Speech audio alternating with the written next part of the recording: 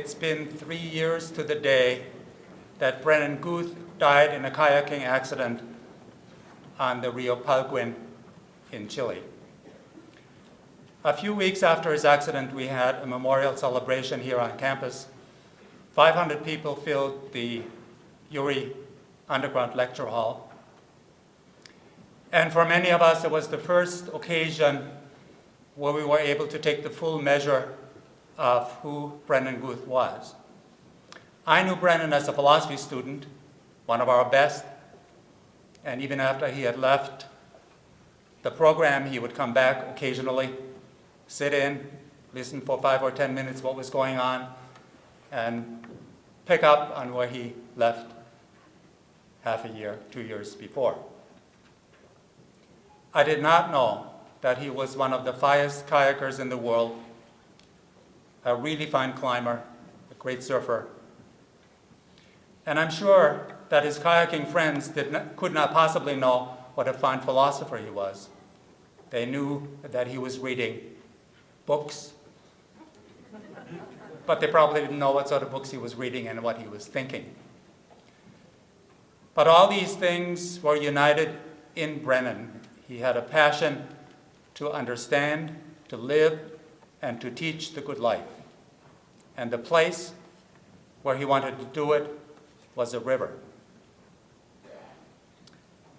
When a person like this is taken from our midst, the grief is almost unbearable.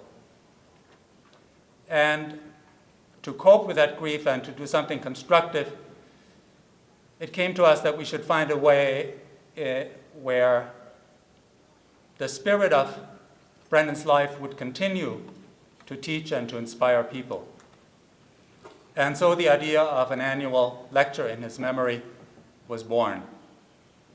It became a reality when Brennan's father, David Guth, spearheaded a fund drive and made generous contributions to a fund that will support this lecture series in perpetuity. And then Pamela Frey made a generous contribution to this particular occasion as the Environmental Studies program.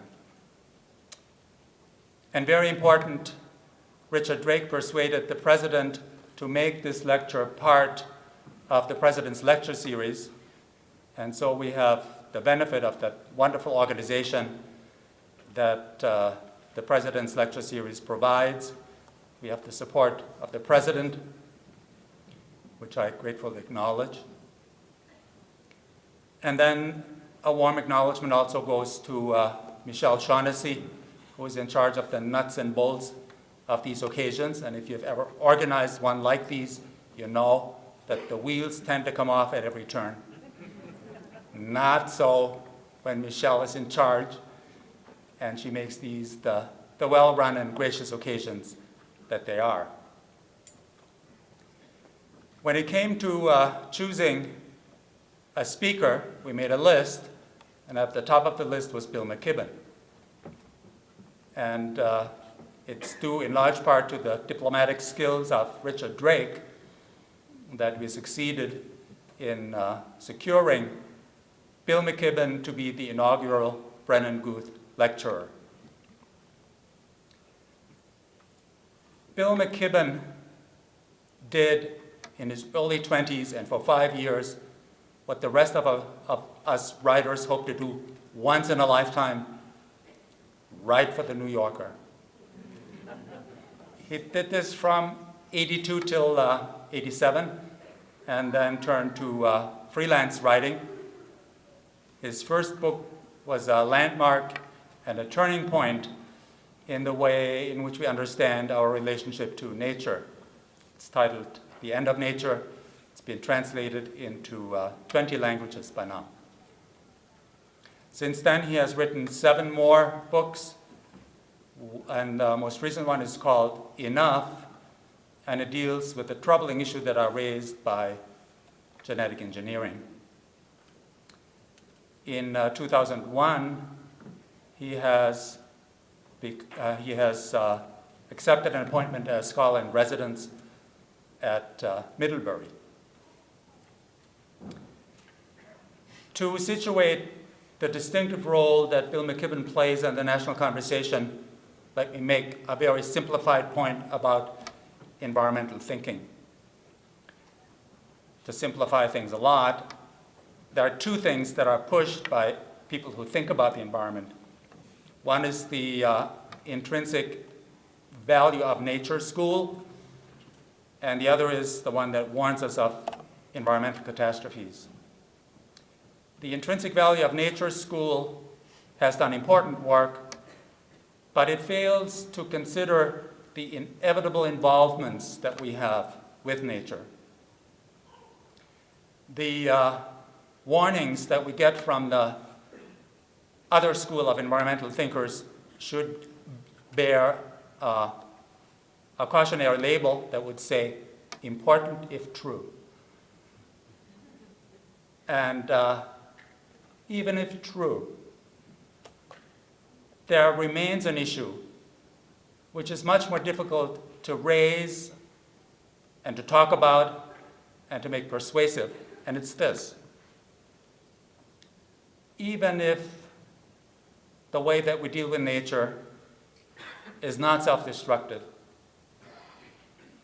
there remains a moral issue, and the moral issue is this. The way that we're dealing with nature diminishes us as persons and makes us lesser people. What's the problem with that issue? Well, most people would say, as long as I can live in comfort, have my SUVs, and the environment is going to last for a while, a lesser person, a diminished person, I can live with that. So it takes a lot more energy, insight, and devotion to raise that issue, to make its importance known to people, and to persuade them that they have to take it seriously. Bill McKibben brings wonderful gifts to this task. Prodigious research, a very engaging way of writing and speaking, a finely honed intelligence, and most important, a lot of moral discernment and courage. The topic of his lecture this evening is Crossing Thresholds, the Environment as a Moral Issue. Please join me in welcoming Bill McKibben.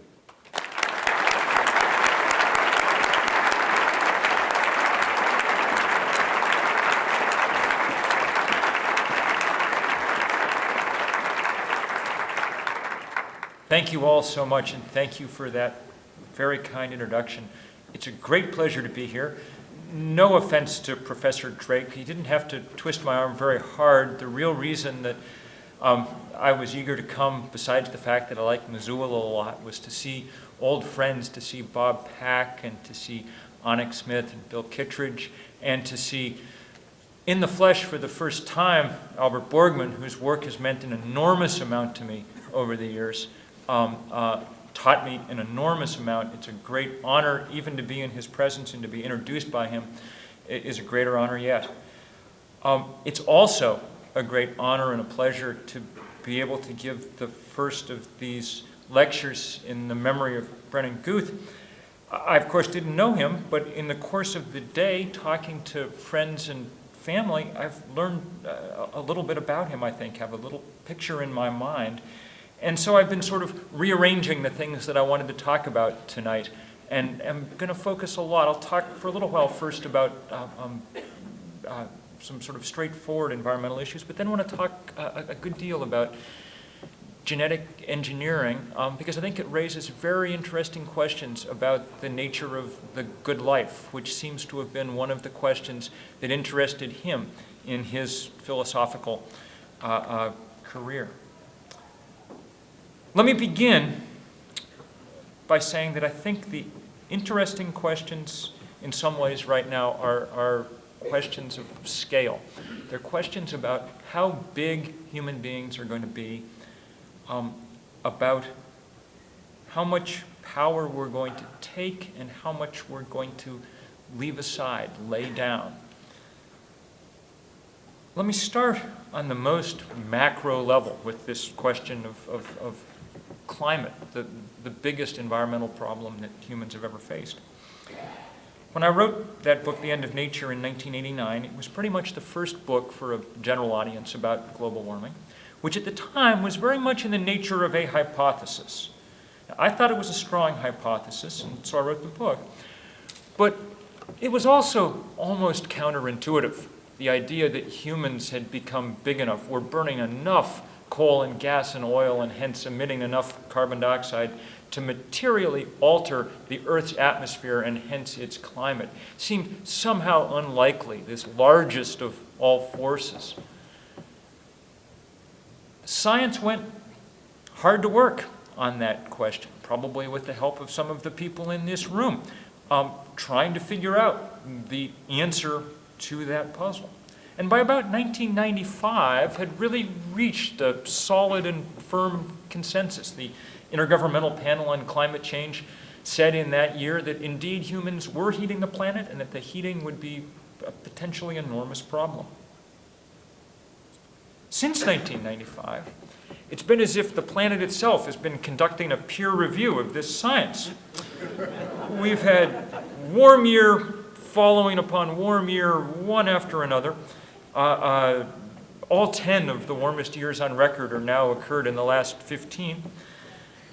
So far, human beings have raised the global average temperature about 1 degree Fahrenheit, from about 59 degrees to about 60 degrees. That does not sound like much. If it was, I don't know what it was when we walked in here tonight, 50 degrees perhaps, and if it's 49 when we walk out, none of us will be able to tell the difference. But it turns out that the Earth is a fairly finely balanced system, more finely balanced, in fact, than people really appreciated even back in 1989. That 1 degree has been enough to start enacting pretty rapid and pretty staggering changes. Just for example, everything frozen on the face of the Earth is quickly melting. All the Earth's glacial systems are in rapid retreat. You've seen the data about your Glacier National Park, which will be a glacierless national park by about 2030 at current rates of melt. Even the Arctic ice pack, for which it turns out we have very good data because we've been running nuclear submarines beneath it for 50 years.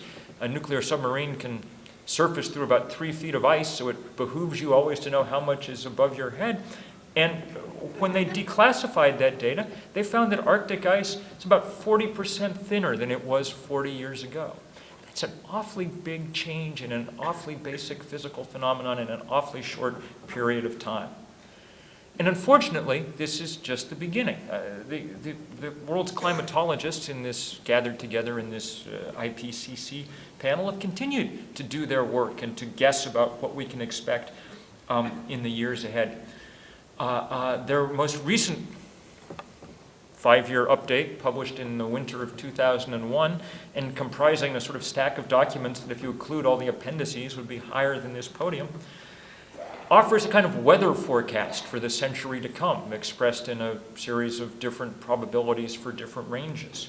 The best guess is, unless we do something very serious, very quickly about the rate at which we're using fossil fuel, the best sort of mid-course guess, by no means the worst case estimate, is that we can expect about a further 5 degrees Fahrenheit or so increase in global average temperature in the course of this century.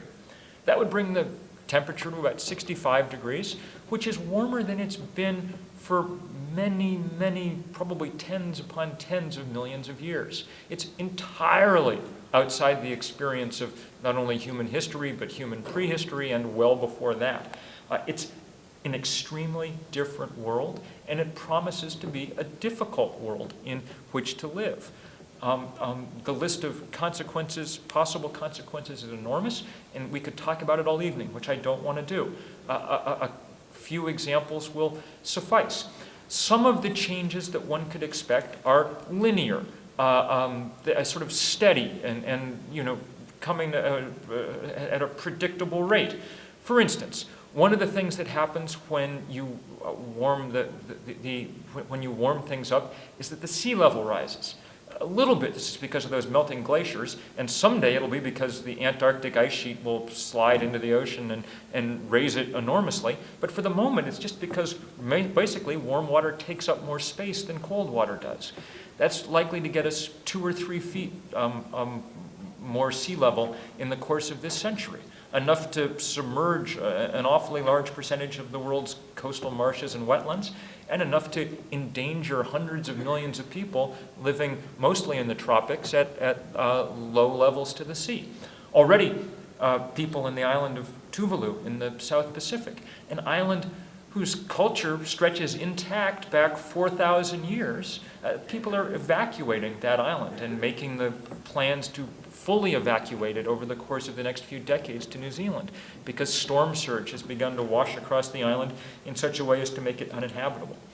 There's a large series of changes like that one can confidently expect, sort of linear changes. At this latitude, winter is likely to become not a season at all. Where I live in Vermont, the computer modeling shows that there won't be any season of the year where precipitation is likely to fall as snow instead of rain, or where liquid water is likely to freeze. Instead, there'll just be a sort of long bud season all winter. But there are a whole other series of possible changes that are much more violent, chaotic, and unpredictable. We're beginning to understand them better as we look back at the paleoclimatic record and see strange and anomalous bumps in temperature, and we're beginning to understand the mechanisms. For instance, I told you a few minutes ago that all that ice in the Arctic was busily melting. That ice isn't raising the sea level, it's over water, so it's just like melting the ice cubes in your drink.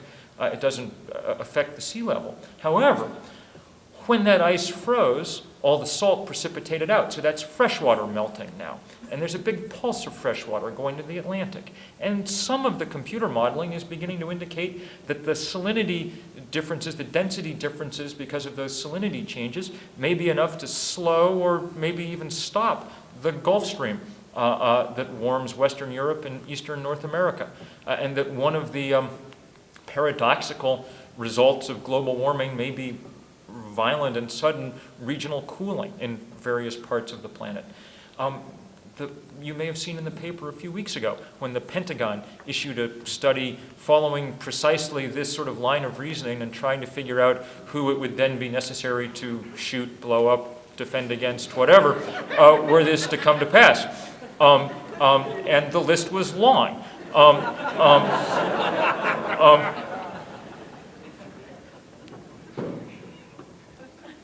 We can talk later about all the specifics of sort of global warming and what we might be able to do about it.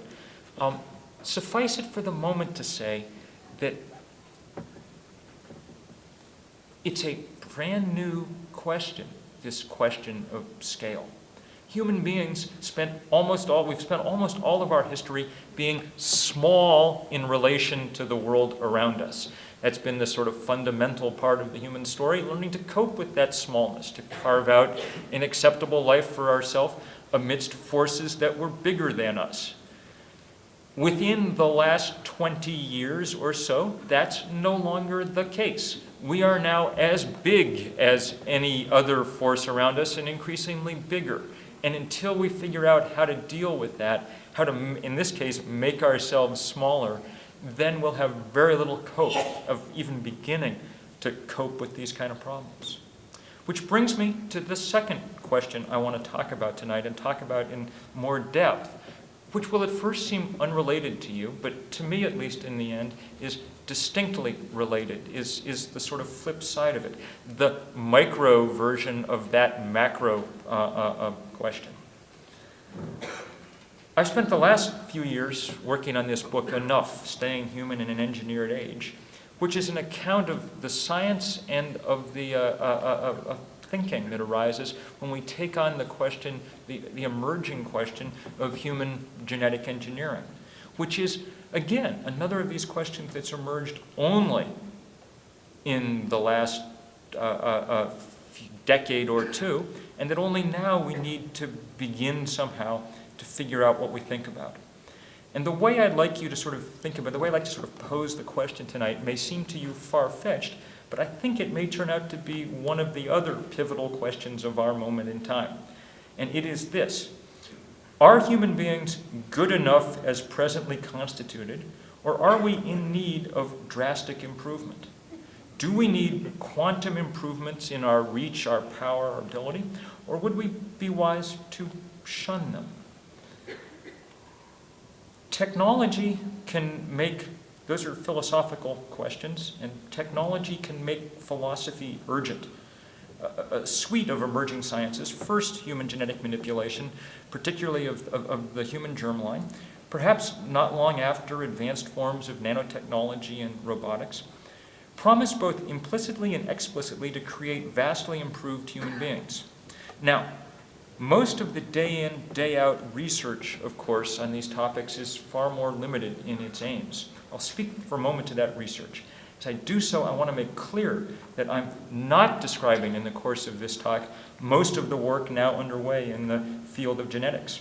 Our growing understanding of our heredity and most of the applications of that understanding are benign. Indeed, many of them are blessings. Genetic screening, the growing ability to tailor drugs to a patient's genome, the possibility of using healthy genetic material to treat disease, so on down a long list.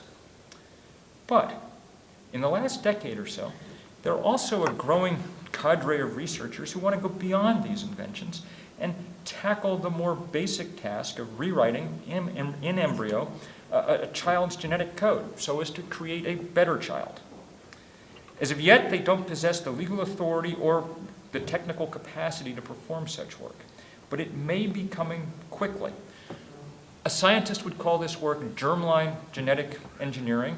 For a layman, designer baby would be an accurate description. In the last 10 years, a wide range of other species have been genetically altered in this fashion. We have in the lab smart mice, giant pigs, rabbits that glow in the dark with jellyfish genes.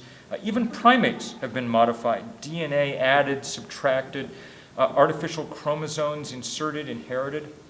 And so the natural momentum carries us forward. If we could make a better human being by knowing how to add genes, why shouldn't we do it? Asked one scientist recently. And not just any scientist. That was James Watson, who 50 years ago was the co-discoverer of the double helix and ever since the guiding light of the genetic revolution. Not a panel he hasn't chaired, not an award he hasn't been given.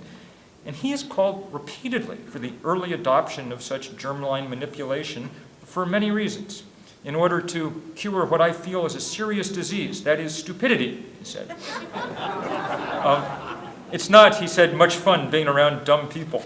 Now, it's not certain that this goal is achievable, at least soon. The genetic controls on human intelligence appear to be far-flung and hard to isolate. It's also not clear that the goal is impossible. Having produced, say, smarter mice, many researchers think it's only a matter of time before we duplicate the feat to some extent in human beings. And intelligence is far from the only goal. There are an endless number of physical variables we might control, from height to eye color. Watson once said, "No more ugly babies," was his promise. And there are emotional and psychological states to enhance. Consider the predictions of a man named Dean Hamer, Chief of Gene Structure and Regulation at the National Cancer Institute's Biochemistry Lab. In a recent essay for scientific publication, he imagined a scenario set not very far in the future when a couple, he calls them Sid and Kayla, gather in the clinic to tweak the emotional makeup of their fetus. They pondered the choices before them, which ranged from the altruism level of Mother Teresa to the most cutthroat CEO. In the end, they chose a level midway between, hoping for the perfect mix of benevolence and competitive edge. Sid and Kayla, however, did not want to set their child's happiness thermostat too high. They wanted her to be able to feel real emotion. If there was a death, they wanted her to mourn the loss. If there was a birth, she should rejoice. Given the strides that we've made in the last decade in understanding and controlling the production and absorption of brain chemicals like serotonin and dopamine, such visions owe as much at the moment to science as they do to fiction. And I could multiply such examples ad infinitum, as we've come to understand the degree that virtually everything we are owes something, some part to genetic influence. The number of targets for enhancement, for improvement, grow apace. And if the genetic engineers fall short, there are waiting in the wings, equally capable and credible engineers from other disciplines waiting to take up the slack. The rapidly emerging field of advanced robotics, for instance, foresees a not too distant connection between carbon and silicon that would endow us with much faster, more powerful brains. Rodney Brooks, the great roboticist now heading the biggest lab studying these questions in Cambridge, said recently, those of us alive today over the course of our lifetimes will morph ourselves into machines. What interests me tonight is less the technical details than the spirit animating these visions in this work.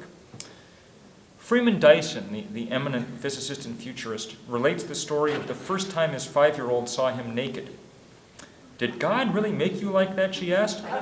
"Couldn't he have made you better?" The only honest answer, he said, is, of course, yes. In fact, these engineers are full of a kind of counterintuitive humility. Myself, I don't much like how people are now, says MIT's Marvin Minsky, the father of artificial intelligence. We're too shallow, slow, ignorant. We seem to have reached a plateau in our intellectual development. There's no sign we're getting smarter. Has any playwright in recent years topped Shakespeare or Euripides? Minsky says the limitations are built into our hardware. And humans can only learn about 2 bits of information per second. So even if one set out to learn 12 hours a day for 100 years, which I'm sure is below the norm here at the University of Montana, but even so, at the end of the process, we'd have acquired fewer bits than we can store today on a regular 5-inch compact disc. Not good enough, he said. And so they contemplate what they call a post-human future. They call for fast-forwarding evolution through genetic manipulation and perhaps these other technologies. And their visions, on their face, fit very closely with our consumer idea of what progress is supposed to be about. More is better is our motto. And so more intelligence, more social stability, more strength, all are deeply enticing. A few years ago, a pair of California performance artists rented space at a mall and opened a boutique they called Gene Genies Worldwide, offering exactly the kind of upgrades some scientists envision in the not-too-distant future. They were flooded with customers wanting extra memory, higher IQ, you name it. Customers who refused to believe that it was a hoax. So the case that I want to make to you tonight, that we should think twice before embarking on these quantum improvements in human beings, is not necessarily an easy case to make. Who among us doesn't want our kids to be more intelligent? Who among us with teenagers doesn't occasionally wish that he had carefully designed their emotional state? Still, I will try to make a provisional argument against such improvements, knowing that it will be a tough sell. All I really want to do is raise a few doubts in your mind so that you'll pay attention to these technologies in the years ahead. Now, the most obvious and easy objections are practical. I mean, say this stuff works just as its proponents imagine. The very first consequence, of course, would be to rewrite in our very biology the already immense and horrid gaps between rich and poor that we see bedeviling the world today. This work can only, will obviously be expensive, can only be performed in IVF clinics. I mean, we're a world that can't find 50 cents a person to get bed nets so that Africans don't get malaria. Very unlikely we'll be opening clinics across, those continents to perform this kind of work. Even the proponents of this work concede the point right off. Lee Silver, the Princeton geneticist who wrote a fascinating book called Remaking Eden, where he argued in favor of these technologies because of people's right to sort of choose whatever they wanted, nonetheless said that a quick result would be the bifurcation of the human species into what he called the gen-rich and the naturals, and he offered the sort of mathematical proof of how many generations it would take before that bifurcation had turned into a true speciation, before these groups were no longer able to interbreed. That kind of thing should give us pause even before we get anywhere else. On the individual level, too, there's all kinds of practical problems once you start turning people at some level into products, which is what we're talking about. The most basic is that because of the nature of this kind of technology, manipulating the human germline, you only get one crack at it when your child is in embryo. You got to make whatever improvements you're going to make then before the cells all divide and we become grown. The problem with that, of course, is if you think about it for a minute, obvious. You take your Visa card and you go into the clinic for your first kid, and you get the best upgrade that you can afford. Fine. You come back 3 years later for your second kid, and you've got the same Visa card, but now your credit limit, you know what happens in 3 years, and how many people here are using the same computer they used 3 years ago. Now your money buys you, a better upgrade. Things have gone along better. So what's your first child at the end of this process? Your first child is Windows 95. And ever after, to the end of time, each of us stranded on our own small island of obsolescence without the, connection to the human future or the human past that's always marked our species. But to me, these objections aren't the core of the issue.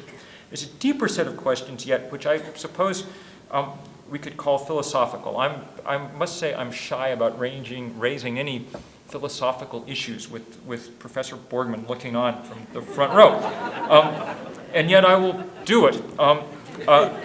To me, these questions center around what happens to human meaning, to human identity, as we begin the conversion of children to products, their characteristics ticked off on a list in some lab.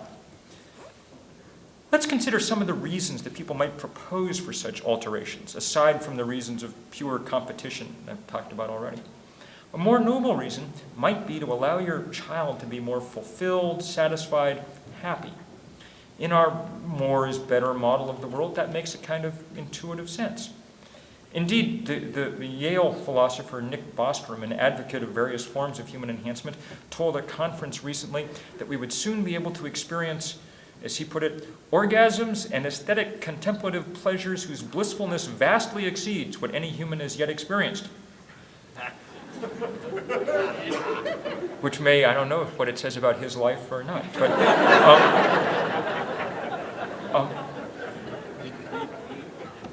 but does that line of analysis stand up to examination? It's an interesting question.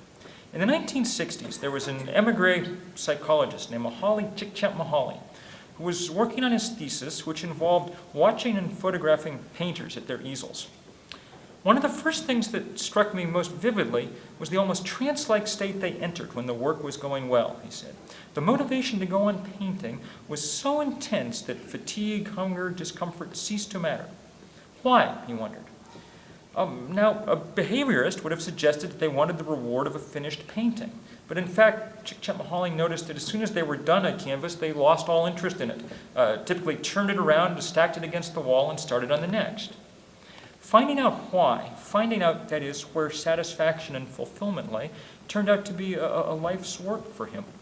He studied many types of people who found deep joy in some activity: chess, rock climbing, composing music, attempting to figure out where their pleasure came from. Psychoanalysis was no more help than behaviorism. Theories of the day when he was starting out, for instance, posited that chess, with its struggle to capture the king, was sublimated Oedipal frustration, while attempting to climb rocky spires was sublimated penis worship, implying latent homosexuality. Through a long series of ingeniously designed experiments, he reached a different conclusion. That what was satisfying was to be at the limits of your ability and competence. Flow, he called it, the utter absorption in what you were doing. Maybe not so different from the kind of focal practice that Professor Borgman has described so well and so often. One of the points, though, in this sort of flow state was that you had to be at the edge of your limits. But it was entirely relative. A 1,200 ranked chess player in a competitive game with a player in the same par was just as fulfilled as a grandmaster in a world championship, though neither one would have found real flow competing against the other. This theory, which I think is now fairly widely accepted, makes it obvious why this kind of enhancement I've been talking about doesn't lead to extra satisfaction. And it was part of what I was thinking about when I was hearing the story of Brennan's life. Let's say, for example, that you have someone who loves to climb rocks, or someone who would someday love to climb rocks. And you engineer them so that they have stronger, forearms twice as strong as they used to, or fingers twice as strong, or something like that. Does it allow them to achieve extra satisfaction climbing rocks? No. They already can achieve the full measure of their satisfaction as long as they find something that takes them to their limit. All you've perhaps done by giving them stronger fingers is making them, make it necessary for them to travel further away to find yet more difficult things in order to go up. But worse, it might begin to sort of interfere with that process because of the way that it undercuts identity. Csikszentmihalyi found that forgetting yourself in the process of these activities was a necessary part of this process of flow. And he also found that it was easy to destroy that sense of losing yourself. This is a subtle point, but I think it's a crucial one, maybe the crucial one for me. So I'll try to make it in a couple of ways, starting with analogy. Last May, I had the pleasure, sort of racing the Boston Marathon. Did I hope to win the Boston Marathon? I did not. I knew that I would be roughly an hour and a quarter behind whoever won the Boston Marathon. In fact, perhaps 7 men and 7 women began the day with any thought of winning the Boston Marathon. So, was it meaningless for the other 20,000 of us? It was not, in fact. When I crossed the finish line, half the people around me were in tears. Sort of because of the pain, but more because the experience was full of meaning. In the process of doing this, people had made discoveries about their strengths, their flaws, their sense of who they were. They'd been very hard about, in a very extreme sense, the human task of self-discovery, which may be one of the key tasks of being human in our age. But suppose, and this might be a trivial piece of work, someone figures out how to reconfigure hemoglobin cells so they can carry more oxygen and implants these embryonically. In theory, you'd be able to run the marathon faster. But so what? Faster wasn't the point. If you wanted to get there faster, you could have taken a car. Instead, you'd be left to wonder whether or not it was you that had persevered for the last few hard miles, or whether in some sense it was your upgrade, your equipment. You would be left to wonder the degree to which you were you. You can see the same thing by analogy in action in the news at the moment, with the sort of discovery that perhaps the greatest home run hitters in baseball at the moment were able to do this because they had inflated themselves to cartoon proportions with steroids. Suddenly, the sense of what those achievements constituted is sort of gone, devalued. It doesn't make the same kind of sense. Human meaning is more vulnerable, more fragile than sometimes we imagine, I think. We've never had to imagine it before. And the athletic example is only the most superficial. Imagine that in search of ways to engineer out depression, we really do discover methods for ensuring a kind of permanent dose of Prozac, to use a sort of casual description. Watson, I should say, James Watson, has called for germline genetic manipulation in order to combat shyness. He thinks it can and should be eliminated. Well, that would be a boon of sorts for some. But you will also recall that within weeks of the introduction of Prozac, blessing that it doubtless was for many people nonetheless were suddenly worrying about what was them and what was the drug. Trying to figure out their identity. There were a whole series of books and anguished discussions. Now, doctors recommend regular drug holidays, in part as a way of calibrating that baseline. But germline changes will be permanent. Indeed, they pass on to subsequent generations. You'd be 16, unaccountably happy, and not know if it was you exactly or the falling in love for the first time, whatever, or the tide of proteins that some pharmaceutical company had installed in you when you were a small nest of cells. Now you could argue and argue persuasively that we're already in that condition. The mere fact that we know that we are the products of our genetic inheritance perhaps should unsettle us in the same way, make us feel less like the captains of our fate. And that's a very good objection. I can answer only that we have, with some difficulty, managed to see that level of determinism as consistent with fate, with karma, with chance. It's possible that the same will be true of this infinitely more directed decision-making, that will take it all in stride, especially since it will doubtless occur incrementally. Perhaps that's the case, but to me it seems more likely this really is one of those crucial thresholds, like the news that the planet is suddenly warming, that we're crossing, where everything on the other side tastes different, tastes flatter.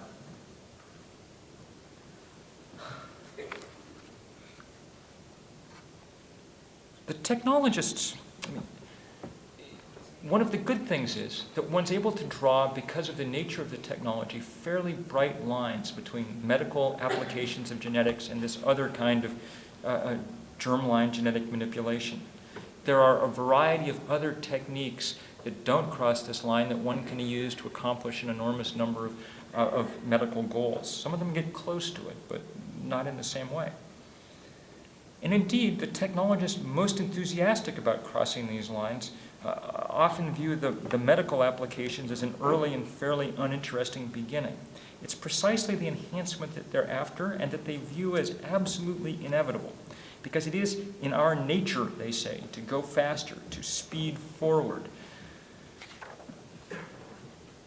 But to what exactly? In an interesting way, this kind of technology forces us to confront some of the deep questions, the ones we normally ignore. What is the goal towards which we are speeding, for which we are being enhanced? I'm aware that this is uncomfortably close to asking questions like, what is the meaning of life, that we normally don't address in polite company.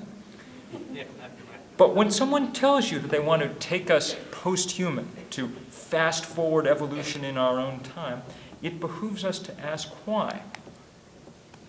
Because, says Rodney Brooks of MIT, it will allow us a deeper understanding of what truly we are. Because, says Gregory Stock, head of the UCLA Program on Medicine and Technology, our new biology will allow us to pierce the veneer of inside things and reach the naked soul of man. Well, maybe. But to me, these sound suspiciously like the things that people say to each other in the parking lot at a Grateful Dead concert.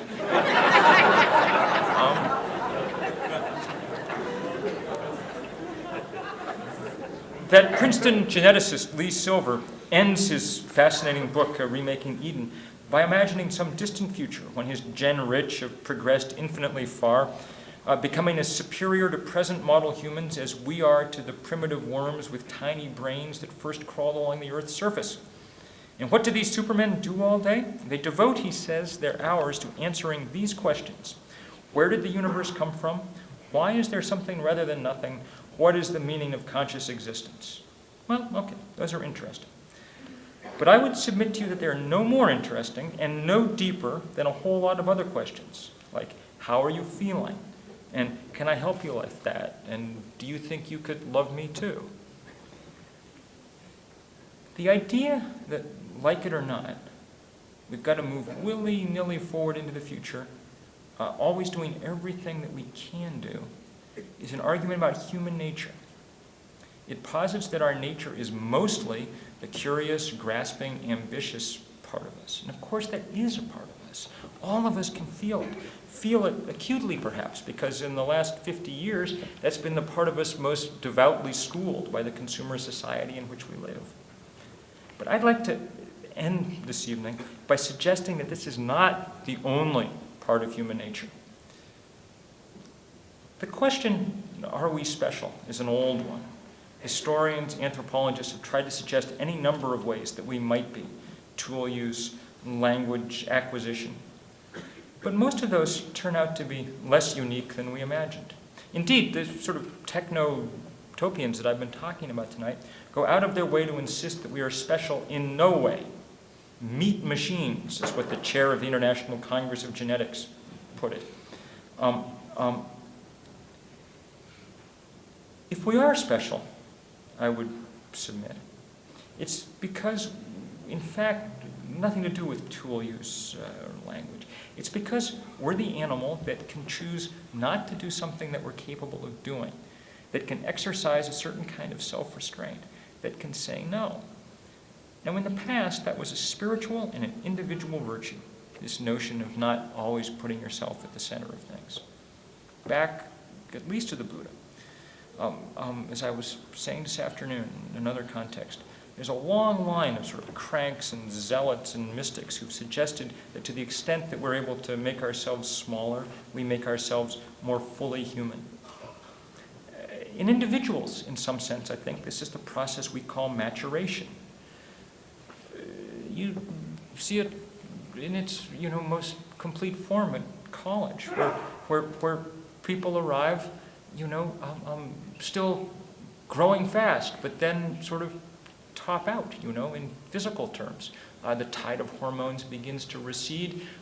People reach the size they're going to reach, and they begin the process of making choices, of figuring out where they're going to go. Now, that's always bittersweet because, it always means leaving behind a whole lot of other things, a whole lot of options and possibilities.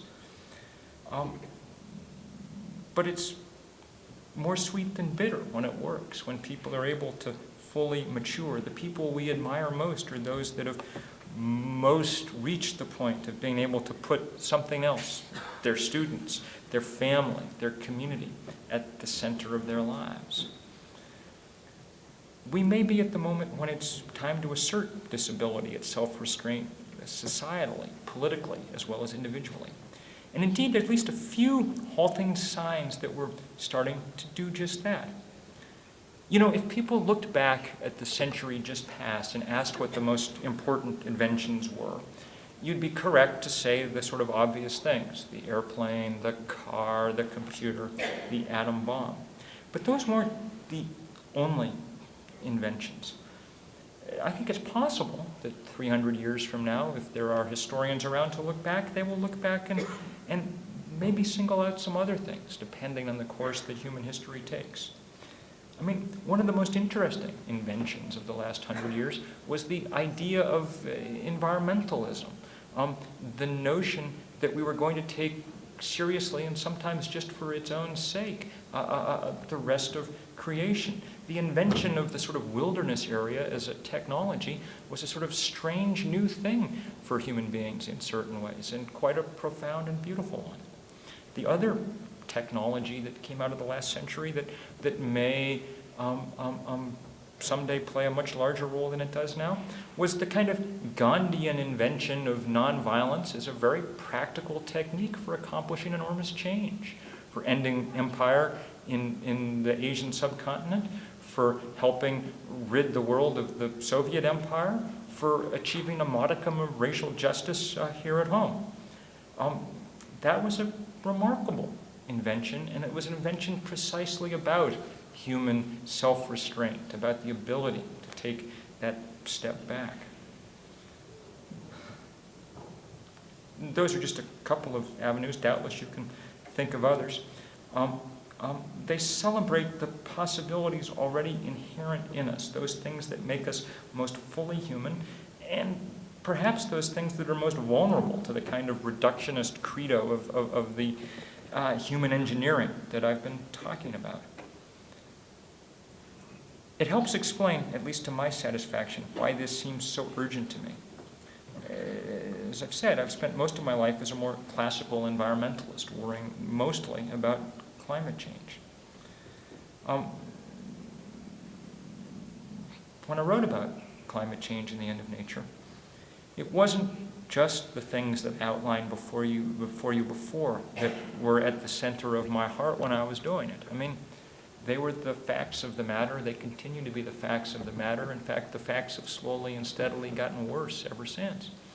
But it was also, and maybe more deeply, the sense of sadness and of loss at the idea that every inch of the planet would bear permanently and deeply our imprint, that there would be nothing left that wasn't us, that kind of mystery would begin to erode and disappear.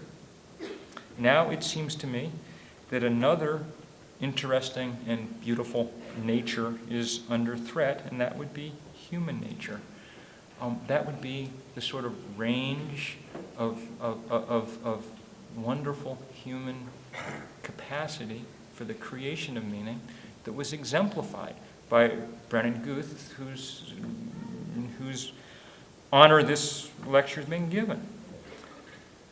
I hope very much that we don't surrender that meaning, that identity, without at least some very careful thought, that we pause at least before we go across this threshold and figure out if there aren't other paths in other directions that we might want to take instead. There I end. Thank you very much.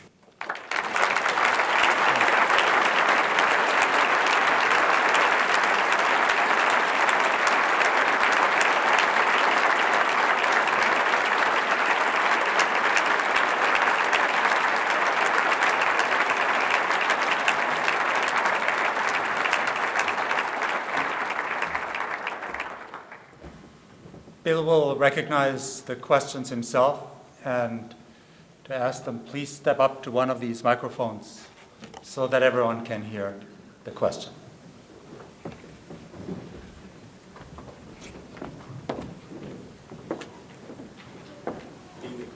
I wonder if you might characterize some of the alternative paths that you have in mind. If we are to say no to this vision of the future that includes germline genetic engineering, then what should we say yes to? Well, that's a very good question, and I'm not sure I have the answer. I mean, I'm not sure that, we need to say yes to anything beyond, the sort of current idea exactly of what it means to be human. There are obviously enormous problems that our world needs to solve and may always need to solve. You don't need me to enumerate them for you. The incredible inequities between people, the sort of miseries, unnecessary miseries on the face of this earth. Those, it seemed to me, are far more, and it's one of the things I write about in the book, are far more likely to yield themselves to non-technological answers than to technological ones. That is, that what they call out for is continued and increased efforts at human solidarity, at becoming, as I said, more fully human in this other way, through the process of restraint and of maturation. We see some of that happening, ever more in our political life. Not fast enough, but even in the kind of bloody year that we've just passed through, we begin to see a sort of political consensus emerging, not here, but very many other places around the world, about what the human possibilities are. It was a very moving moment when 20 or 30 million people in countries around the planet demonstrated on the same day, asking us to find different ways to solve, say, our problems in the Middle East. I think those are the interesting possibilities. I don't see any great end goal towards which we need rush through this kind of technological enhancement. Let me follow up real Please. quickly. Yeah. It does seem that technology has a role to play, particularly as it comes to the lessening of scarcity. Scarcity is a problem of two things, of course, limited resources and seemingly unlimited desires. And to some extent, you can limit desires, and there have been experiments with this, social experiments, particularly in the past century, and to some extent they haven't gone very well. And certainly creating more resources seems to be part of the solution. Yes, no, I'm not, I don't mean to paint myself as in any way an anti-technologist in general. there are all kinds of technologies that it's incredibly important that we figure out how to develop. I mean, as we work to deal with climate change, it's absolutely essential that we bring online as quickly as possible a whole array of technologies, solar power and wind power, for instance, and not only that we bring them online here, but that we very, very quickly transfer them as cheaply as possible to those parts of the world that currently lack power of any kind, and that will, barring that alternative, develop fossil fuel resources of their own. That's the only, not only the only practical thing to do, but the only honorable thing to do, considering that we've already filled up the atmosphere with the products of our own wealth making. So that, there's all kinds of technologies that make perfect sense. I think one of the questions to be asked about them, though, is whether they're technologies that assist us in the process of, in some ways, making ourselves smaller as a species, or whether they're technologies that further extend our reach and power. My intuition is, for some of the reasons that I outlined tonight, is that we might be at that point in human history, in these very few short decades, that sort of have reached the point in human history when our reach and our power is large enough. That's why I called the book what I did, that the time may have come to look around and say, look, this is this big and no bigger. Thank you. Thank you. Is it my turn? Yes, I guess it's your turn. I'll go back and forth. How do you do, Mr. McKibben? My name is Dennis Holt. I am the secretary of the Yale-based Endangered Language Fund, founded in 1996. I was listening to some of your final comments about inventions, recent inventions, and you mentioned two, namely the advent or the invention of the environmental movement and the invention or advent of non-violent attitudes toward society and so on. Well, it seems to me that the examples, the fact that you believe that these are recent inventions bespeaks a very ethnocentric viewpoint on your part. And let me give you two counterexamples. The Kogi people of northern Colombia, whose language and culture and mythology I'm familiar with through texts and photographs and so on. I've never been there, it's very hard to get there, and a BBC documentary that you may be familiar with. They call themselves our elder brothers, and they're watching their mountain, which at 19,000 feet elevation goes through every kind of vegetational possibility, and they know when the snow level is moving up or down because they pay very close attention to their environment, and they go back generations, centuries, millennia doing that. Let us look at the Huichol people. They probably haven't engaged in warfare as such for hundreds of years because they got away from what those other more rebellious and violent people, the Aztecs, their cousins, were doing down in the Central Valley of Mexico. The Huichol people retired to the mountain fastnesses of the Sierra Madre Occidental to do peyote and learn what it's like to be peaceful together. So you see, both of your examples are very ethnocentric. And I wonder, how do you expect to tell people about the world? This is my question. If you have such a narrow view about the world really is, you know? These are, yes. I'll see you later, baby. These are wonderful examples and full of the hope of what is, implicit within us, the possibility within us. When Alan Herrera wrote the wonderful book about the Kogi, whose name, the title of which I'm forgetting at the moment, it was one of the most moving things you would ever want to read, because it wasn't just that they understood that the sort of changes they were seeing on their glacier were an indication that things were utterly out of balance in the world. They were desperate to send this message to the rest of the world. And so into a very closed society, they invited a reporter, this BBC documentarian, who came and made a documentary about the world and about their understanding that we had to shape up or things were rapidly spin out of control. And the saddest part of it was their sort of, unfortunately, naive expectation that sort of making this announcement would somehow be enough to sort of break through our world and cause us to change in the ways that we need to change. Now, it's not only possible, it's entirely probable that I'm ethnocentric. The reason that I focus on our society at the moment is because it's the society that's driving change around the world. It's our understandings and motivations that we need to understand and change in order to have some hope of heading off these particular problems. It's so interesting to go around the rest of the world and realize that, just what that force means.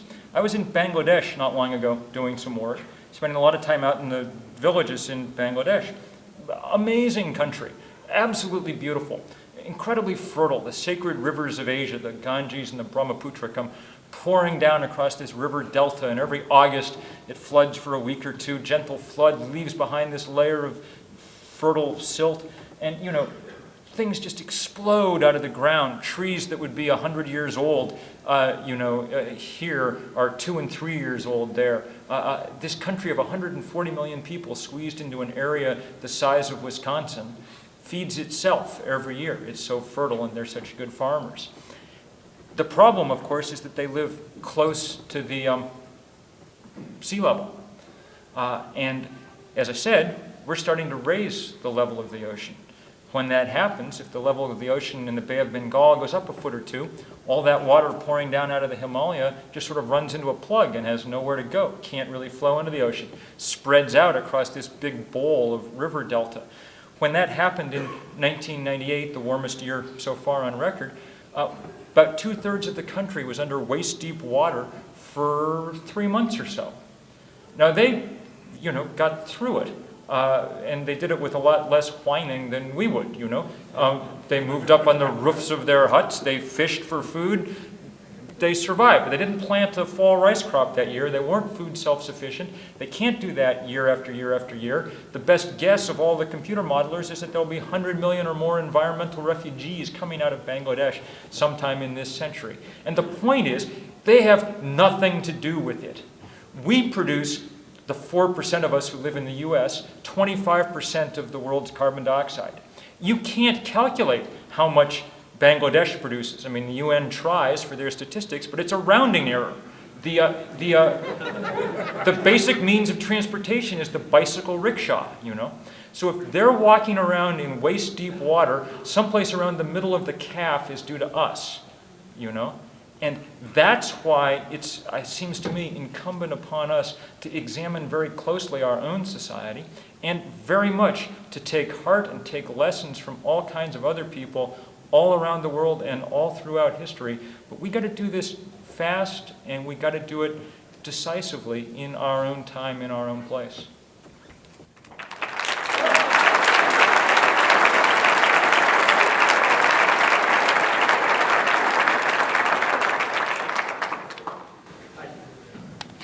My brother is a plant geneticist. He's worked for Monsanto and other plant genetic companies, and he's also an environmentalist. And he's really upset and angry and betrayed by large organizations like Greenpeace, he likes to name, as having co-opted the environmental movement away from the greenhouse effect and global warming, which is something he thinks is super, super important, towards genetically modified plants, which he thinks can help change the world. He really believes in it. Now, personally, I'm not convinced that genetically modified plants are safe or necessary. I have concerns about corporations using them. Today, you spoke about local food and local agriculture, and you also made the point earlier today in your talk that some forms of genetic manipulation are okay, and you believe useful. So I'd be curious to know where you stand on genetically modified food. Sure, it's a very good question. First of all, let me say that I think that for me, the issues don't have to do with, the important issues probably don't have to do with safety when we talk about genetically modified food. I mean, it's entirely possible that it will turn out to be something sort of dangerous about it, and the history of our experience with what seem benign technologies turning out to be dangerous should probably give us pause, and we probably should do a lot more testing and whatever than we've done. I mean, it was a matter of a few years before between the introduction of these crops and before half of America's cornfields and soy fields were planted with them. But that doesn't seem to me to get to the root of the issue when you get to genetically modified foods, which is actually something I've written about some and write about some sort of in passing in this new book. I mean, the biggest questions have to do with their economic and social effect in the world. And it seems to me that they're proving to be, as one would have expected, a technology for concentrating agriculture in fewer and fewer, bigger and bigger hands. That is, because they're expensive and technologically intensive, they invariably make life much more difficult for small peasant farmers and who end up, and much easier for large corporate agribusiness. And you see this pattern repeating itself all kinds of places. In this country, but even more dramatically in Asia, in Latin America, and elsewhere. And to me, that's a reason to be very wary, both in terms of how much food it's going to produce, but also in terms of how much poverty it's going to produce, as people are increasingly forced off the land and, when people are forced off the land in the United States, there's at least some social net to catch them, maybe, or at least there used to be. When people are forced off the land in a lot of the rest of the world, there isn't, and the results are dire in terms of human health. Maybe I'll tell one more story from Bangladesh. I remember being there in a village which had turned itself into a sort of what we would call an organic farming zone. They didn't allow pesticides and fertilizers, not because of any questions about sort of human health, except for the health of people who had to wade through the rice paddies with the pesticides, but just because they had discovered that it was a better way of, it was a way for them to hold onto their land. The cost of inputs was way down. They were still getting good yields. It was much better for them. The guy from the government arrived to explain about this new miracle thing, golden rice, that was coming. Rice that's been crossed with daffodil in order to express vitamin A and hence help remove vitamin A deficiency, which can cause blindness. All the people in this village, all of them quote unquote illiterate, but all of them able to talk to you at great length about the general agreement on tariff and trade and a number of other things. All of them instantly said, the Bengali equivalent of, dude, this is a scam,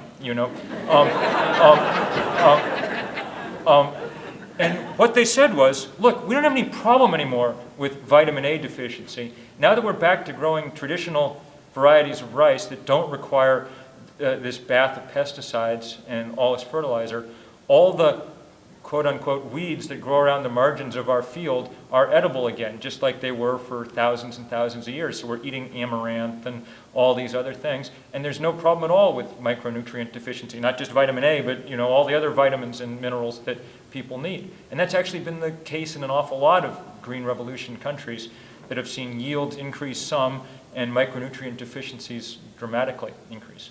It's not going to be, the point is not that it's going to be easy to feed the world.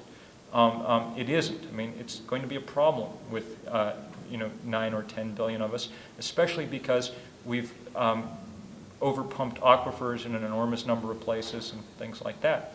But the question is a lot more complicated than the Monsantos of the world would like us to believe, I think. And I do think it's an incredibly important thing for the environmental movement to be doing, to scrutinize that with a lot more scrutiny than we've given it here in this country. I think it's been heartening to see that people in Europe have taken some democratic control over their food supply and said, we don't really want this yet. For the moment, no. I'd like to ask you a comment on there was an observation made by a large scientific group, I think it was the International Geophysical Union, to the effect that the ionization of the atmosphere and hence the cloud cover is cyclic on the basis of, and by reaching back and studying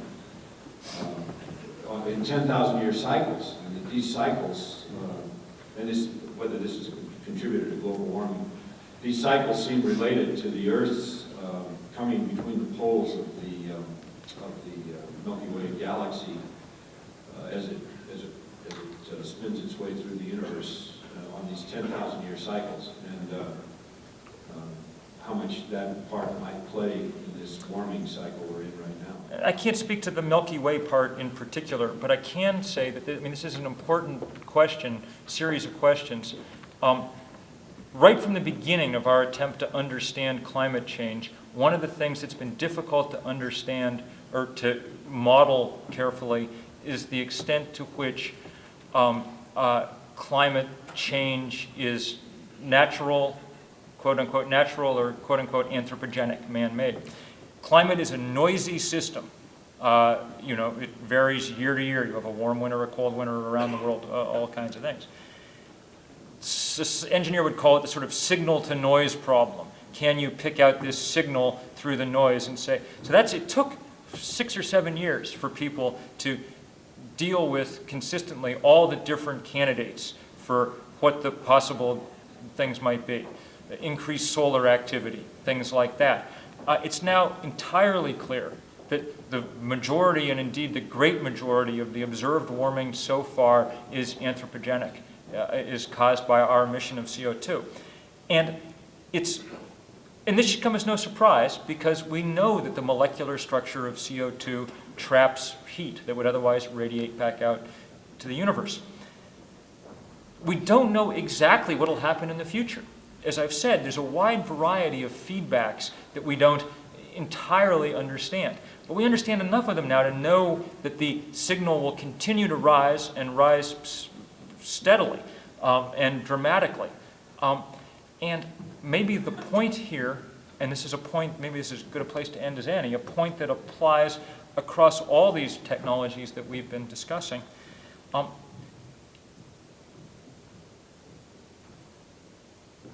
If there's no reason, no great reason to pursue this path, i.e., if there's no great reason to continue burning fossil fuels the way we burn them now, and there isn't anymore any great reason to do this. I mean, what we're engaged in is an attempt to continue the habits of the last 50 years for another 25. It's not going to go on longer than that. The environmental damage will be too high, and everyone knows we're going to switch to other sources of, even ExxonMobil knows that eventually we'll do that. What they want to do is drag it out as long as possible. If we don't need to go into that future, then we should do everything we can to avoid it. If we don't need to go into a post-human future, a world where we're alienated from ourselves, then we should do our best to bring some democratic control to that process.